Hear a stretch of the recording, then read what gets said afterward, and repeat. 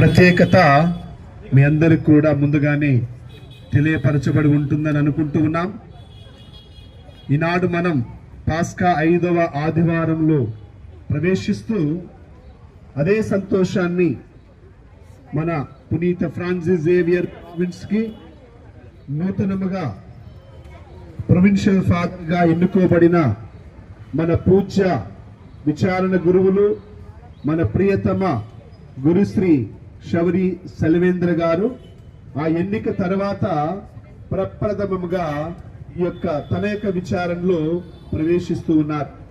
కాబట్టి మీరెంతో ఆత్మీయంగా ఈ యొక్క పూజ్య గురువులను స్వీకరించడానికి సిద్ధంగా ఉన్నారు.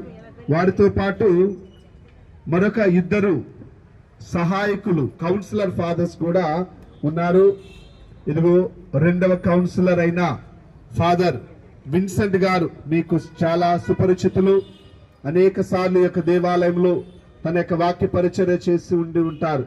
అదేవిధంగా ఇక్కడ కూడా అంతకుముందు 1 year ఇక్కడ సేవలు అందించిన ఫాదర్ శౌరి కళ్యాణ్ గారు 3వ కౌన్సిలర్ గా ఉన్నారు. వారు కూడా వచ్చారు.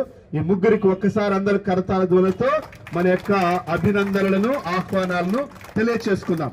సో వీరితో పాటు ప్రత్యేకంగా మన మధ్య ఇంకొక 4 యవనస్తులు ఉన్నారు. ఇప్పుడే యవన ప్రాయంలో ప్రవేశించి కార్మెల్ మాత సభలు కార్మెల్ మాతకు తమ యొక్క ప్రథమ మాట పట్టు తొలి మాట పట్టు ఇచ్చిన ఈ 4 బ్రదర్లు మీ అందరికి పరిచయం. అవునా?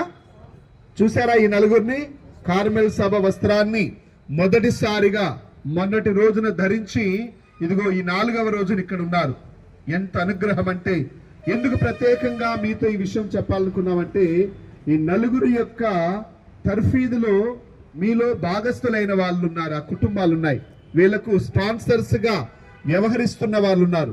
ప్రతి నెల కూడా మీ వంతుగా మా యొక్క తర్ఫీదులో వీరికి సహకరిస్తున్న మీకు నిజంగా కృతజ్ఞత తెలియచేసుకుంటూ ఇదిగో మన మధ్య ఉన్న జాన్ ఆంటనీ బ్రదర్ కి, అదేవిధంగా రేవంత్ బ్రదర్ బాలస్వామి బ్రదర్ భరతులకు చప్పట్లతో మన యొక్క ధన్యవాదాలు కృతజ్ఞతలు తెలియచేసుకుందాం. దేవుడు వీరు ప్రారంభించిన యొక్క తొలి వాగ్దానాన్ని ఇంకా ముందుకు తీసుకెళ్లాలని మనం ప్రార్థన చేయాలి. ఎందుకంటే ఈ తొలి వాగ్దానము ఇంకా అనేక సంవత్సరాల తర్వాత నిత్య వాగ్దానం అవుతుంది. అది సాధారణ విషయం కాదు, ఎంతో త్యాగంతో కూడిన విషయం. కాబట్టి మన ప్రార్థనలు మున్ముందుగా ఫాదర్ ప్రొవిన్షియల్ గారికి అందించాలి.